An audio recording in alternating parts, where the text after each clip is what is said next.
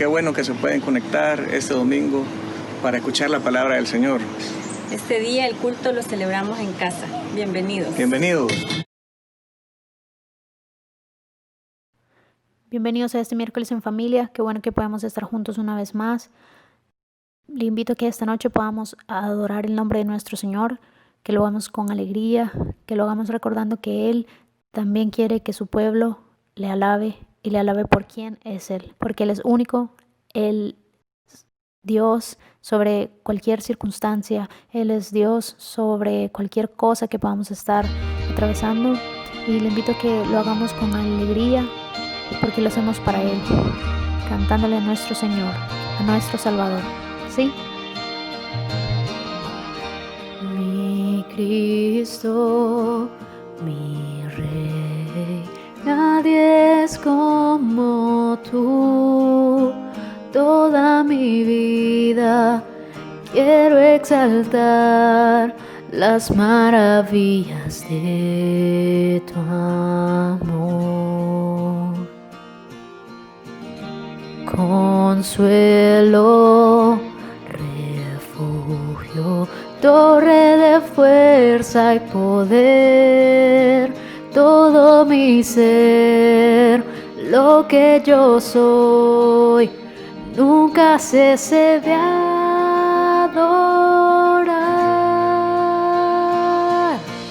Canta al Señor toda la creación, honra y poder, majestad sean al Rey.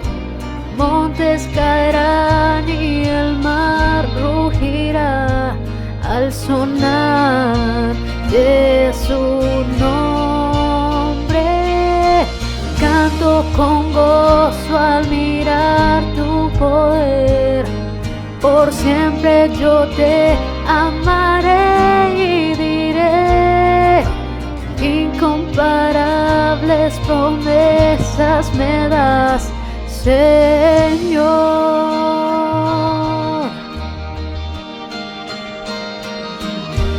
Mi Cristo, mi Rey, nadie es como tú. Toda mi vida quiero exaltar las maravillas de tu amor. Consuelo, refugio, torre de fuerza y poder, todo mi ser, lo que yo soy, nunca cese de adorar.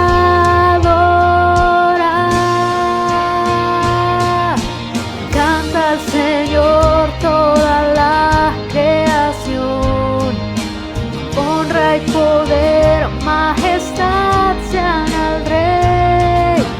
Montes caerán y el mar rugirá al sonar de su nombre.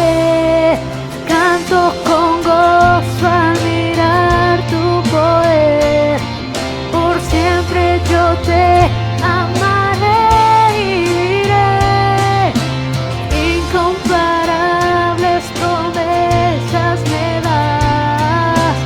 Canta al Señor toda la creación, honra y poder, majestad sean al Rey.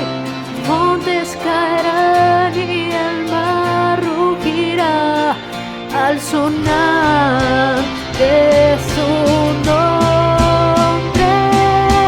Canto con gozo al mirar tu poder, por siempre yo te amaré y diré, incomparables promesas me das, incomparables promesas me das, incomparables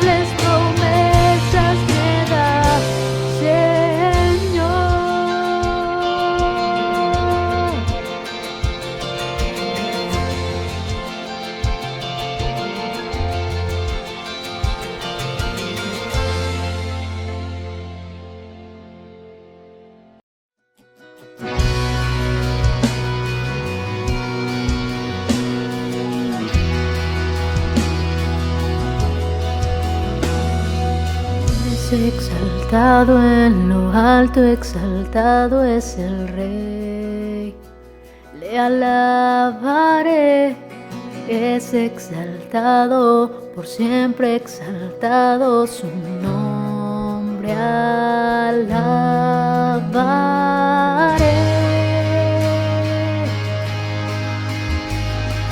Él es Señor, por siempre reinará. Su creación en él se gozará. Es exaltado en lo alto, exaltado es el Rey.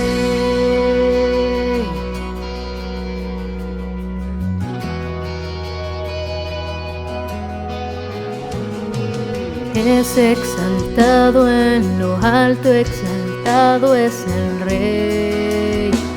Le alabaré, es exaltado, por siempre exaltado su nombre alabaré.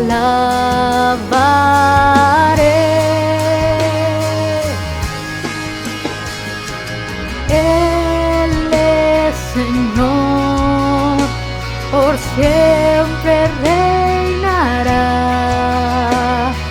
Su creación en él se gozará. Él es Señor, por siempre reinará.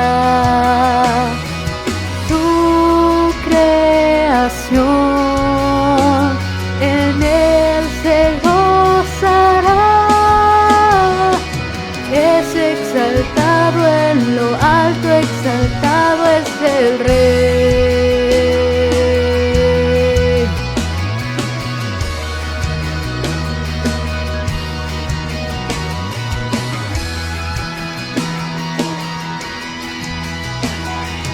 Él es Señor, por siempre reinará. Su creación en él se gozará. Él es Señor, por siempre reinará. Su creación en él se gozará. Es exaltado en lo alto, exaltado es el Rey. Es exaltado en lo alto, exaltado es el Rey. Es exaltado en lo alto, exaltado es el Rey. Así es, Él es nuestro Señor y Él es quien nos da la fortaleza, Él es quien a través de su obra redentora en la cruz nos permite decir ahora, bajo cualquier circunstancia en la que estemos, Señor, estamos bien porque te tenemos a ti, tenemos paz en nuestro ser y ahora te queremos decir, la gloria es solo para ti. Quiero invitarle a que cantemos juntos este himno y que depositemos nuestras cargas en nuestro Señor.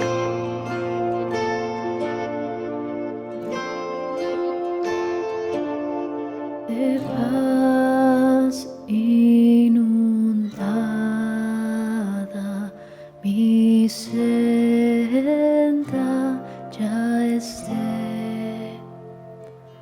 Oh, cúbrala un mar de aflicción.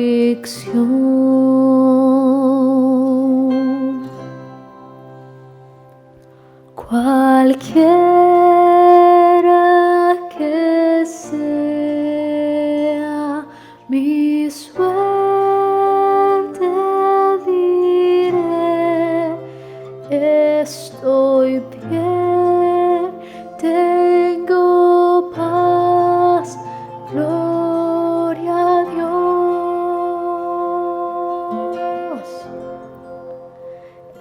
estoy bien.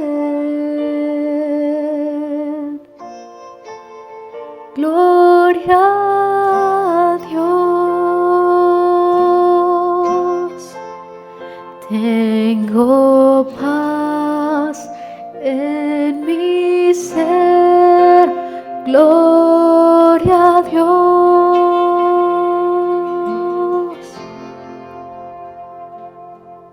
Ya venga la prueba o me tiente Satán, no amenguan mi fe ni mi amor,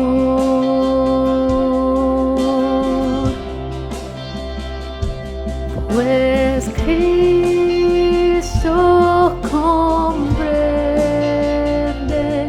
mis luchas, mi afán, y su sangre obrará en mi favor.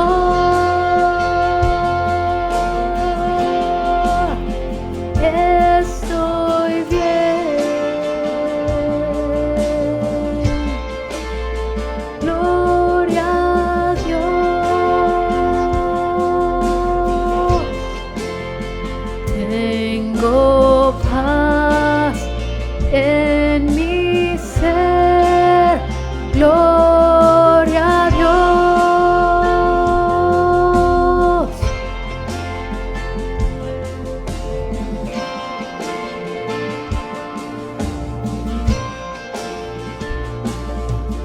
Feliz yo me siento al saber que Jesús libróme de yugo opresor.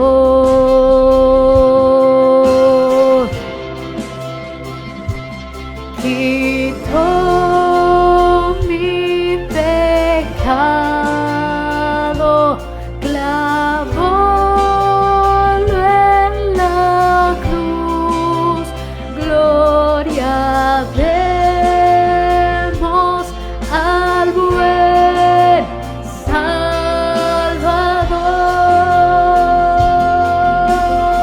Salvador. Estoy bien. Gloria a Dios. Tengo paz en mi ser. Gloria a Dios.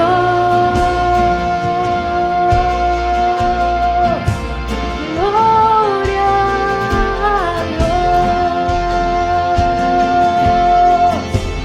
Gloria a Dios. Gloria a Dios. Porque estoy bien. Gloria a Dios. Tengo paz en mi ser. Gloria a Dios.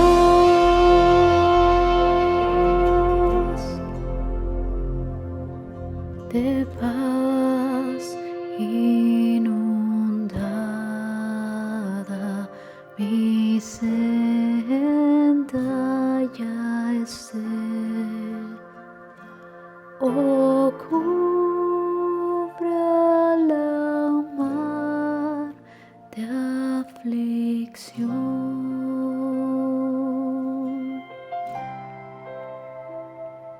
Cualquiera que sea mi suerte, diré,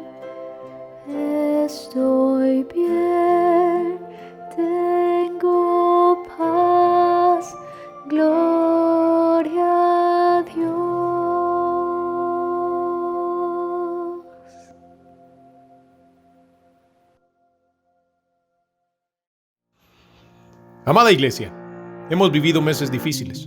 Nuestra fe ha sido probada, pero nuestro Señor ha estado con nosotros todos los días, tal como lo prometió. En medio de la prueba, Dios ha sido fiel.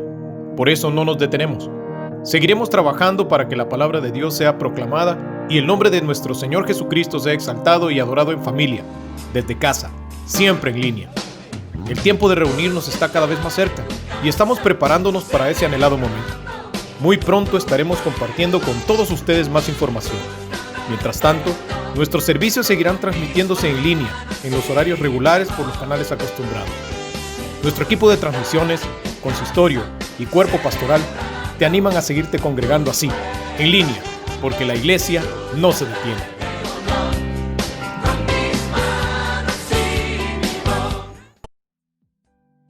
Hace 13 años, el 26 de agosto de 2007, tras la partida de nuestro hermano Juan Carlos Chávez Cermeño con el Señor, nos comprometimos a participar en la obra para la cual lo comisionamos ese mismo día como iglesia: llevar la Biblia a toda lengua y nación. Participamos durante varios años en la capacitación lingüística, alfabetización y en la traducción bíblica de muchos hermanos de distintos países y denominaciones mediante el Fondo de Becas Juan Carlos Chávez. Y hoy, mediante el Fondo Juan Carlos Chávez para la traducción de la Biblia, al cual todos somos bienvenidos a aportar personal y directamente, buscamos poder apoyar proyectos diversos relacionados a la traducción de las Escrituras.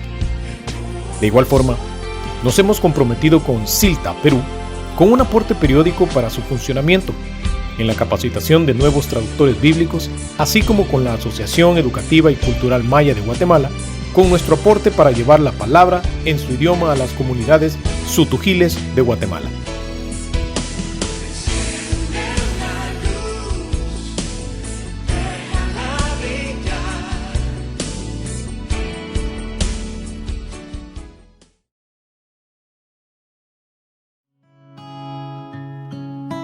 Hemos alabado al Señor. Alistemos nuestro corazón para aprender de su palabra. Prepare su Biblia y escuchemos lo que Él nos quiere decir hoy.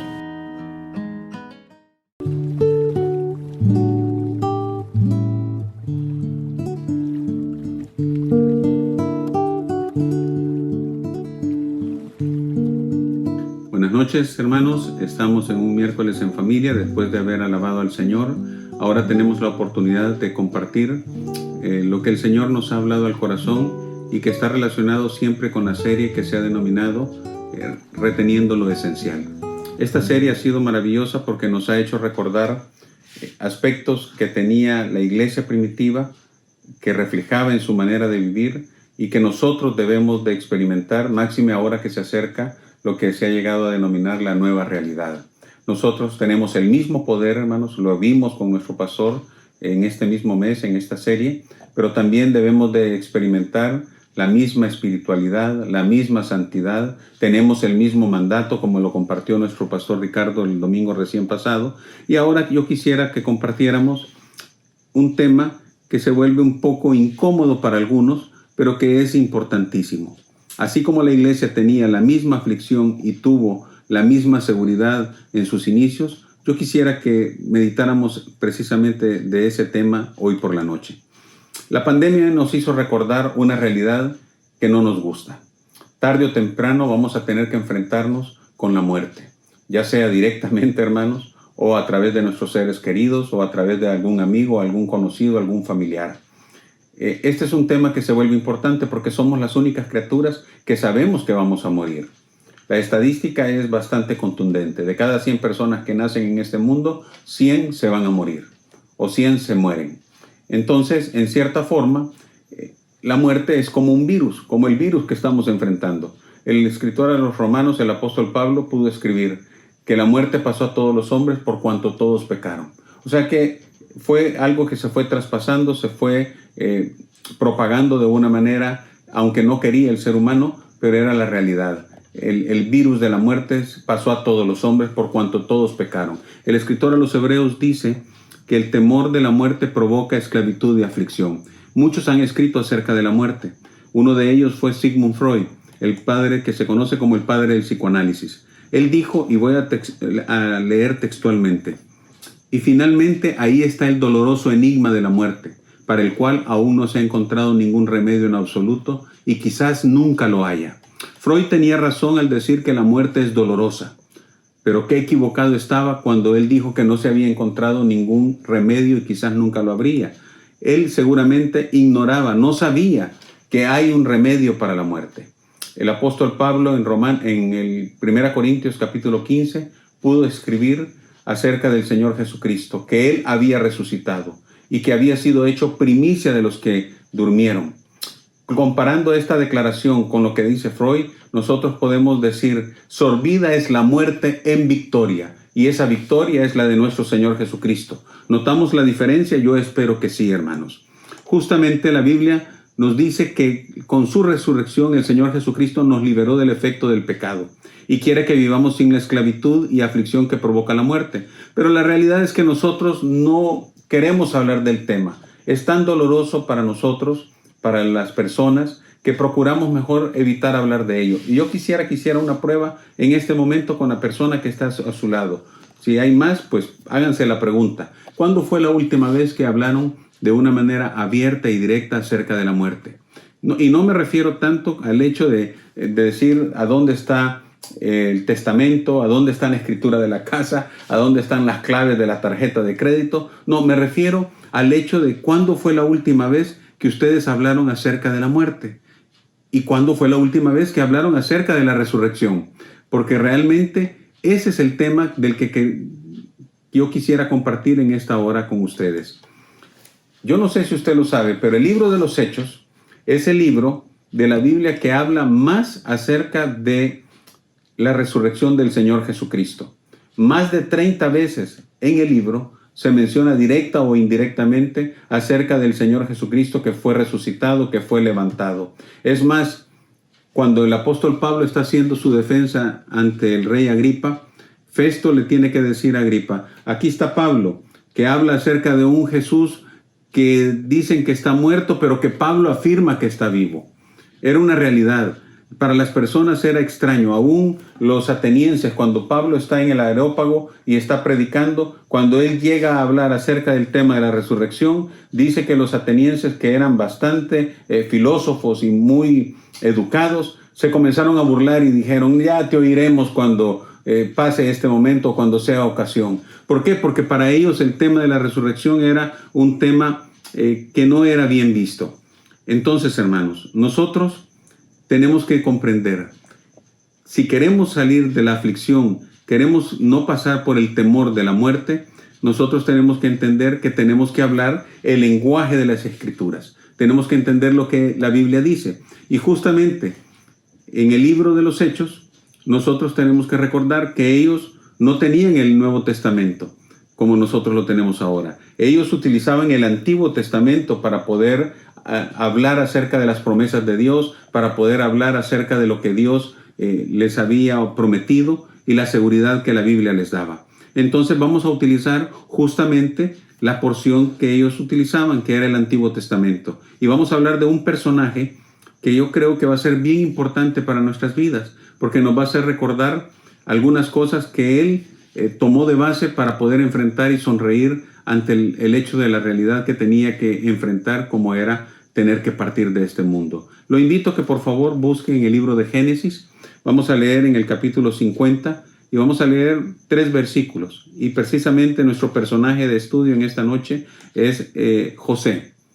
José está hablándole a sus hermanos justamente antes de morir. Y dice en el capítulo 50, en el verso 24, y José dijo a sus hermanos, yo voy a morir. Esa es una realidad. Eclesiastés dice, no hay armas que valgan contra ese día. Cuando llega la muerte, no hay tales que podamos hacer alguna cosa para evitarla, dice. Es una realidad. Y José, aunque era un hombre importante, aunque José era el primer ministro de Egipto, tenía muchísimo poder, la realidad es que él sabía que iba a morir y que iba a morir pronto. José dice en el verso 24, yo voy a morir. Pero dice más, Dios ciertamente os visitará y os hará subir de esta tierra a la tierra que juró a Abraham, a Isaac y a Jacob. E hizo jurar José a los hijos de Israel diciendo, Dios ciertamente os visitará y haréis llevar de aquí mis huesos. Dios los va a sacar de esta tierra. Y cuando salgan de esta tierra, les pido una cosa. Por favor, les dice, cuando los visite, llévense de aquí mis huesos. No me vayan a dejar acá. El 25% del libro de Génesis habla de José. Y en el Nuevo Testamento lo único que se comenta de la vida de José es precisamente la oración del versículo 25 en el libro de Hebreos capítulo 11, verso 22. Por la fe, dice, cuando iban a salir del pueblo cuando José estaba hablando acerca de su partida, les hizo prometer a sus hermanos que por favor se llevaran los huesos cuando salieran de Egipto. Esta es una oración que quedó registrada para la posteridad. Pongámonos en el lugar de José, hermanos. Estamos próximos a morir y tenemos algo que decirle a nuestra familia. ¿Qué es lo último que le diríamos?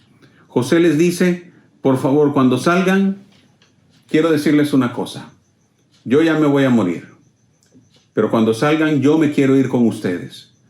Ya no vamos a estar en Egipto. Cuando se vayan me van a llevar. ¿Qué quería decir José con esto? ¿Por qué estaba tan seguro de lo que estaba diciendo? ¿Por qué les dice, Dios los va a visitar y cuando ustedes salgan de aquí, les pido que por favor se lleven mis huesos? Hay tres cosas que José estaba diciendo de una manera directa e indirecta a sus hermanos. Y yo quisiera que meditáramos precisamente en ellas en esta noche. La primera es, hermanos, para poder enfrentar la muerte con la seguridad que le enfrentó José, nosotros necesitamos recordar indiscutiblemente las promesas inquebrantables de Dios. No vamos a tener paz, no vamos a tener la seguridad que tenía José y que debe de tener la iglesia si ante la realidad de la muerte no recordamos y confiamos en las promesas de Dios. Es imperativo recordar. El Señor Jesucristo, hablando acerca del Espíritu Santo, les dijo a sus discípulos que Él nos iba a recordar todas las cosas. Y una de las cosas que debe de recordarnos es precisamente las promesas de Dios con respecto a la muerte. Casi 300 años antes de que José muriera, Dios le dijo algo importante a Abraham. Y yo quisiera que por favor lo leyéramos. Se encuentra en Génesis capítulo 15 y en el versículo 13 y 14. Génesis capítulo 15, versículo 13 y 14. Entonces Jehová dijo a Abraham, ten por cierto que tu descendencia morará en tierra ajena y será esclava allí, y será oprimida 400 años. Mas también a la nación en la cual servirán juzgaré yo, y después de esto saldrán con gran riqueza. Antes le había dicho Dios, mira los cielos, cuenta las estrellas, y si las puedes contar, así va a ser tu descendencia. Pero ahora en el mismo capítulo le dice, pero ten por cierto, y lo cual equivale, puedes estar seguro, que tu descendencia morará en tierra ajena y será esclava ahí. Y esto era algo súper importante, porque Abraham conocía las promesas de Dios. Y una de esas promesas era que le iba a ofrecer una tierra para su descendencia.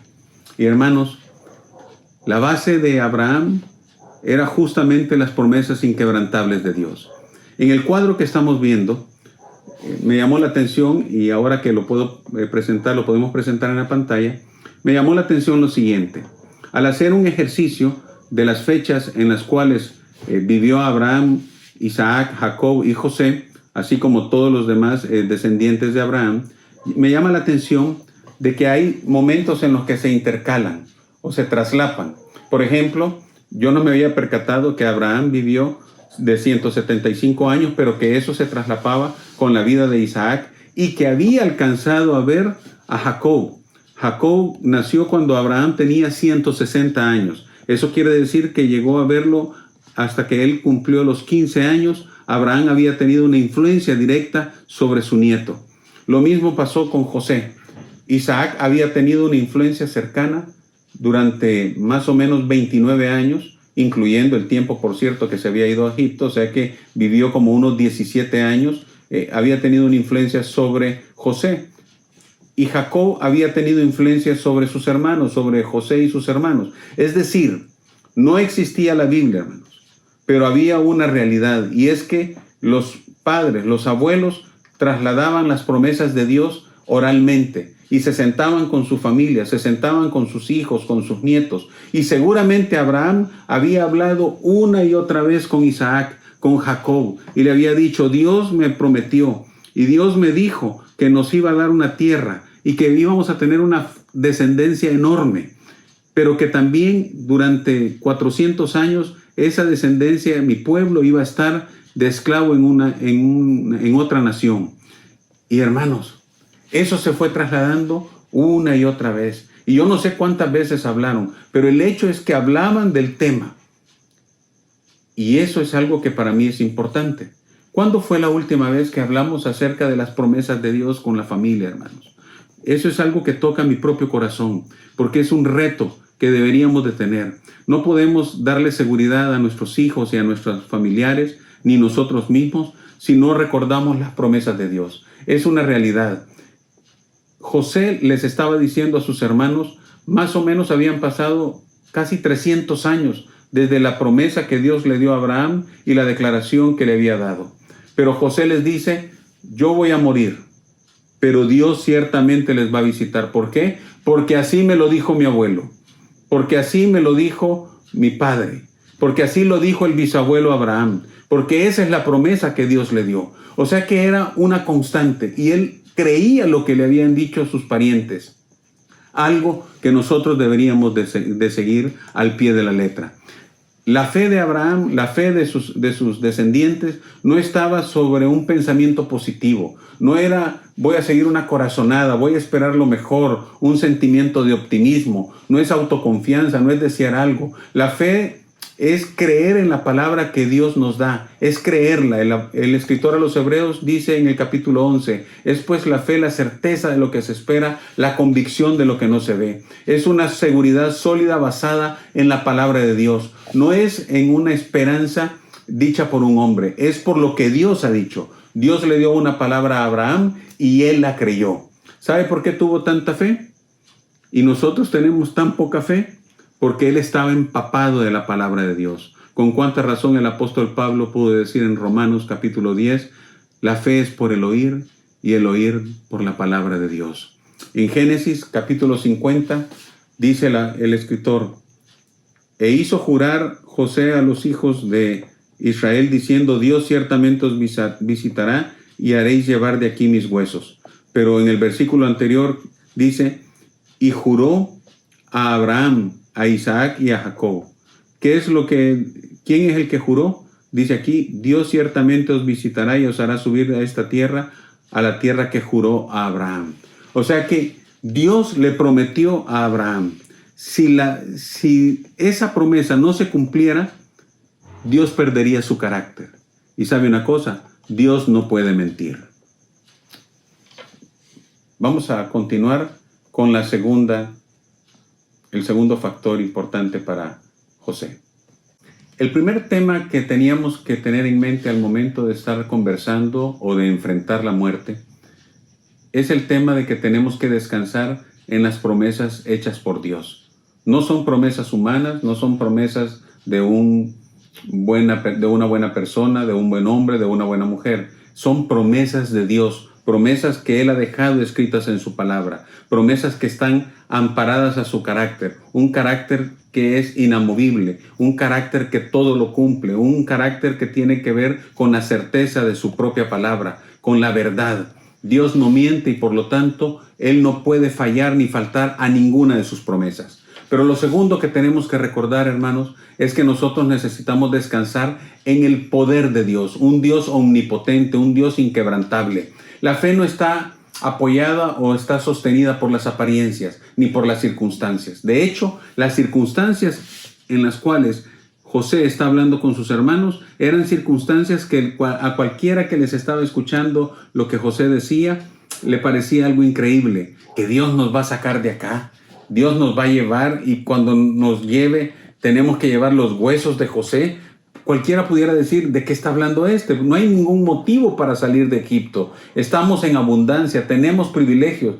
Las promesas de Dios no tienen que ver con esas circunstancias, no tienen que ver con las emociones. José no estaba emocionado al decirle, mire, hermanos, por favor, yo quiero que me lleven cuando todos vayan a salir, porque a mí me gustaría, yo estaría feliz de la vida. No, hermanos, no estaba hablando de emociones. De hecho, Los sentimientos no son buenos consejeros cuando estamos hablando de cosas tan serias. ¿Por qué? Porque los sentimientos vienen y van y nos pueden engañar. Las emociones no fortalecen la fe. La salvación, que es la obra más profunda que Dios pudo haber hecho a favor nuestro, no está basado en los sentimientos, está basado en lo que dice la Escritura. Por lo tanto, la palabra de Dios es la que debe de hacernos sostener, y el poder de Dios para cumplir su palabra es lo que a nosotros nos va a sacar adelante. Martín Lutero dijo lo siguiente: no importa lo que yo sienta, sino lo que Dios dice.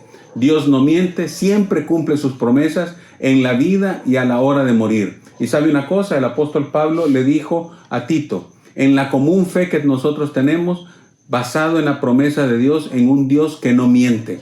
La fe no es sacudida ni por la razón, ni por la emoción o por la demora. José sabía de esto y se lo dijo a sus hermanos.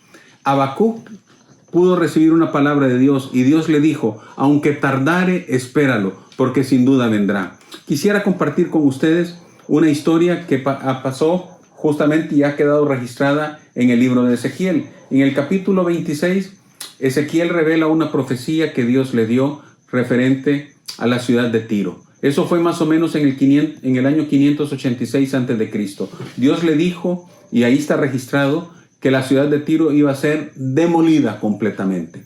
En el año 573 llegó Nabucodonosor y la gente huyó hacia una isla. Destruyó la ciudad de Tiro, pero quedó ese remanente y quedó en una isla.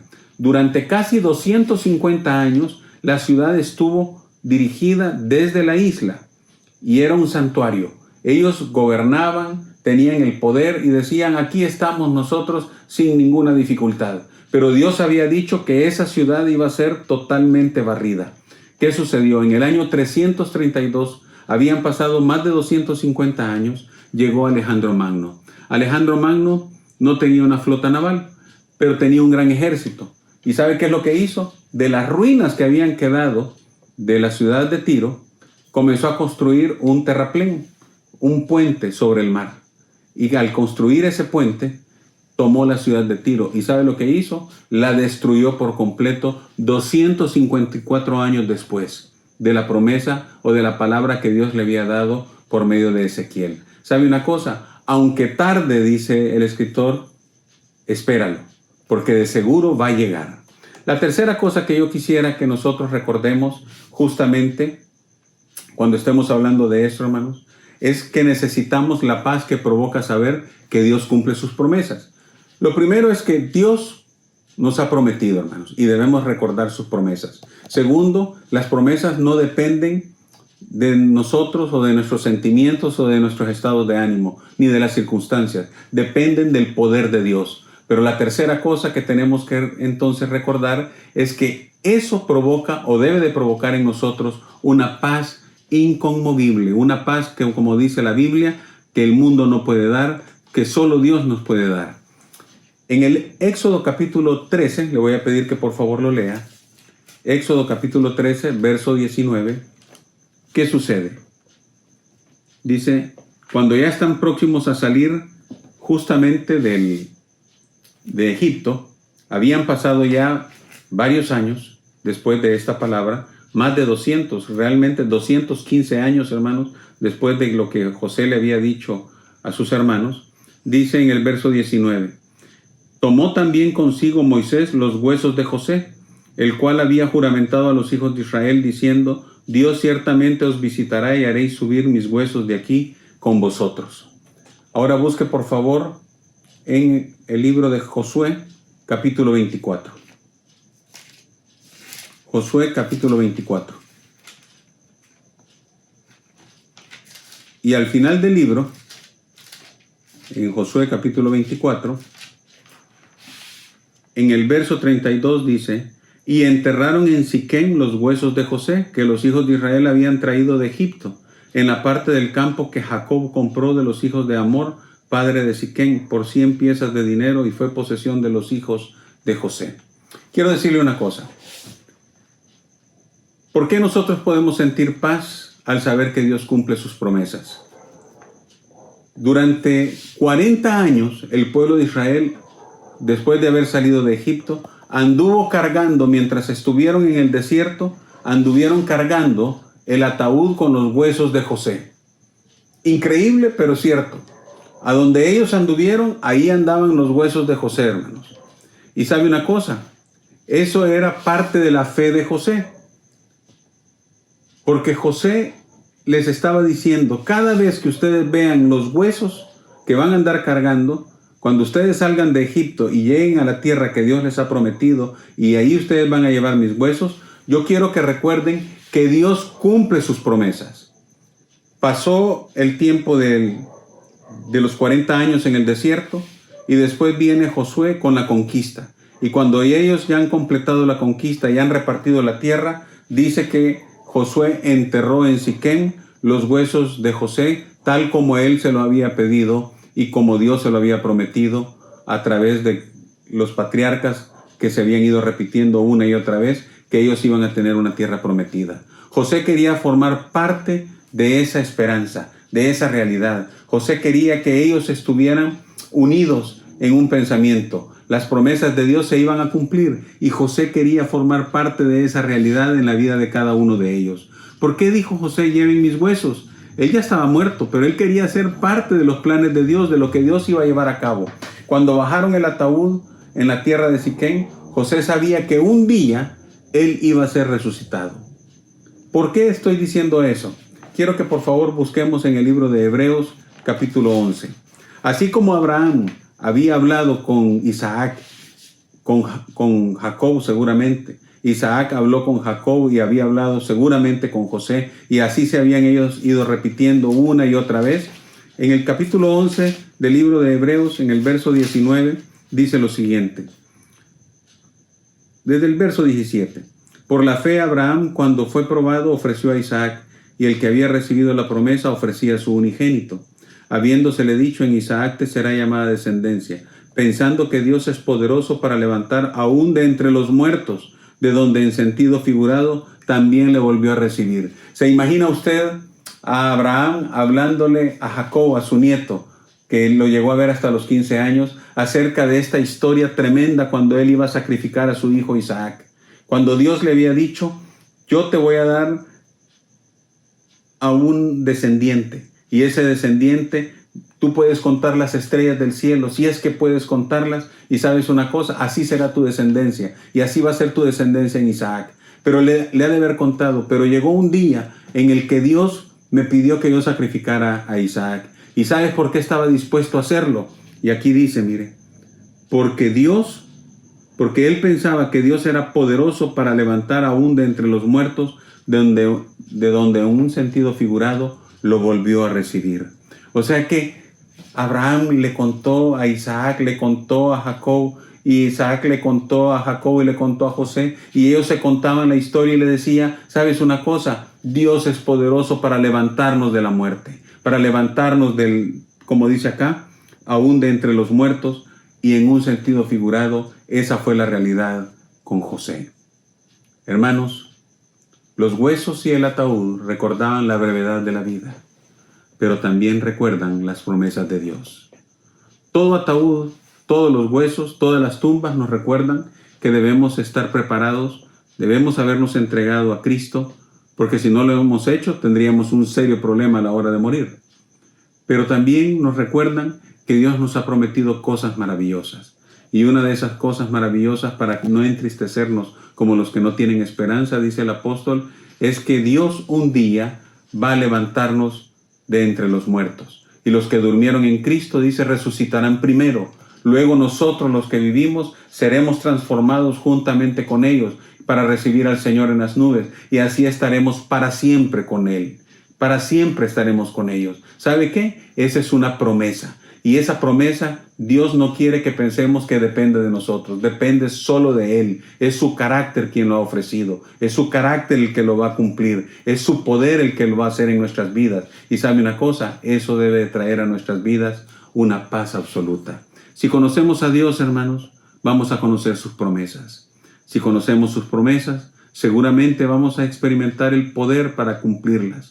Y vamos a disfrutar de la paz de Dios al saber que Él cumple todo lo que Él promete. Que el Señor nos bendiga, hermanos.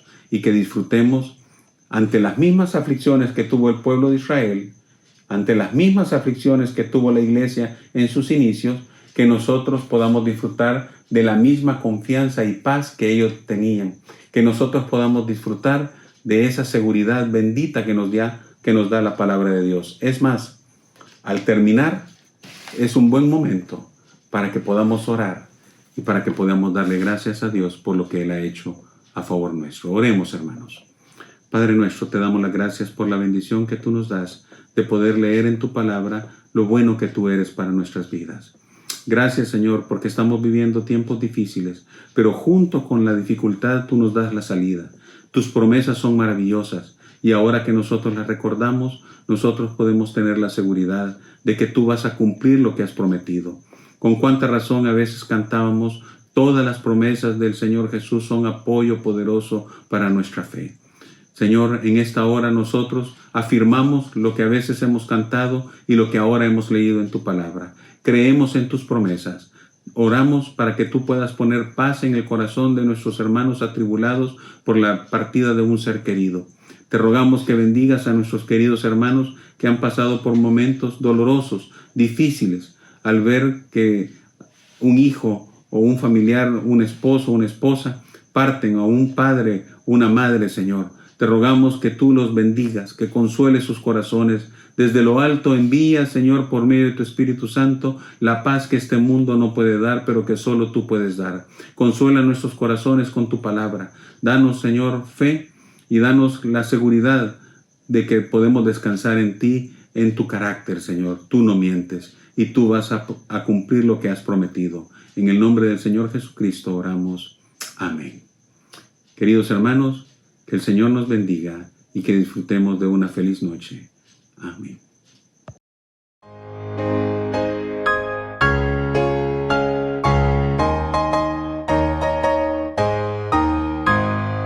Todas las promesas del Señor Jesús son apoyo poderoso de mi fe.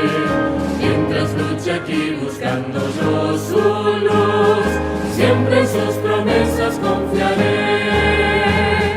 Grandes las promesas, fieles las promesas, todas las promesas que el Señor ha dado.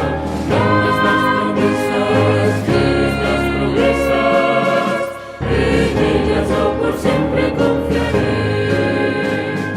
Todas sus promesas para el hombre fiel, el Señor por su palabra cumplirá, y confiado sé que para siempre en Él dulce paz mi vida gozará.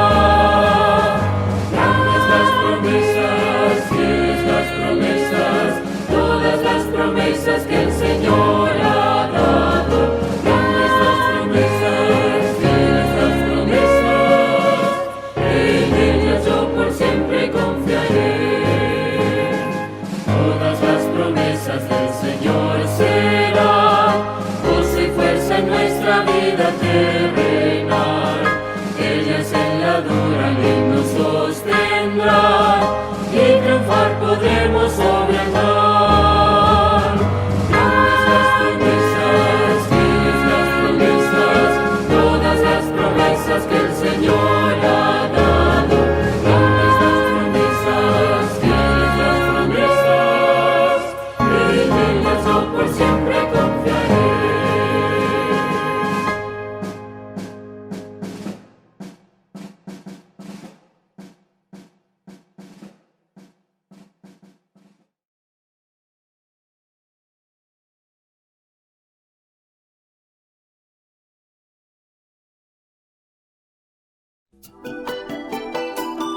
Despedimos con alegría, cantando a nuestro Señor, que es digno de toda nuestra admiración. Recordemos algunas de sus cualidades y quién es Él, y alabémosle por ello.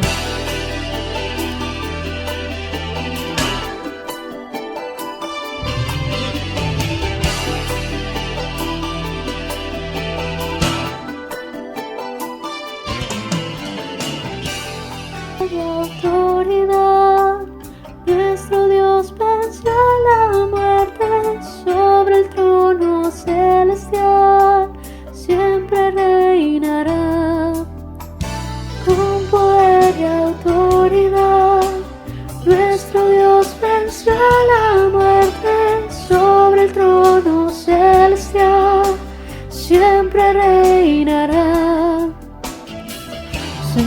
sentado en majestad. Suyo es el reino por los siglos y por la eternidad. Su luz de gloria brillará. Admirable consejero, mi Dios consolador, Él es digno de alabanza, príncipe de paz. Admirable consejero, mi Dios consolador, Él es digno de alabanza, príncipe de paz. Con poder y autoridad, nuestro Dios venció la muerte. Sobre el trono celestial siempre reinará. Con poder y autoridad, nuestro Dios venció la muerte. Sobre el trono celestial siempre reinará. Sentado en majestad, suyo es el reino por los siglos y por la eternidad. Su luz de gloria brillará. Admirable consejero, mi Dios consolador, Él es digno de alabanza, príncipe de paz. Admirable consejero, mi Dios consolador, Él es digno de alabanza, príncipe de paz.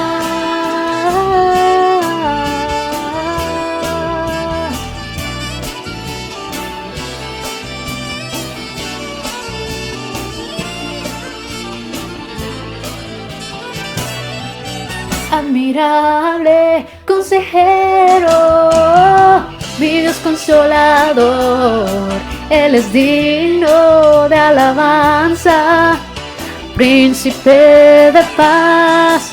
Admirable consejero, mi Dios consolador, Él es digno de alabanza, príncipe de paz.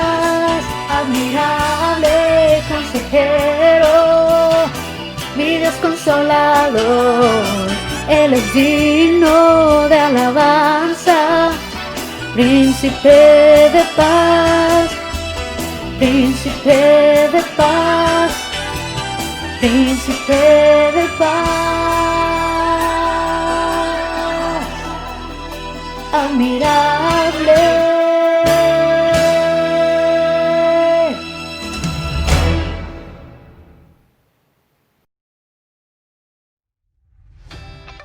Amada familia de Auditorio Cristiano, gracias por habernos sintonizado en esta transmisión.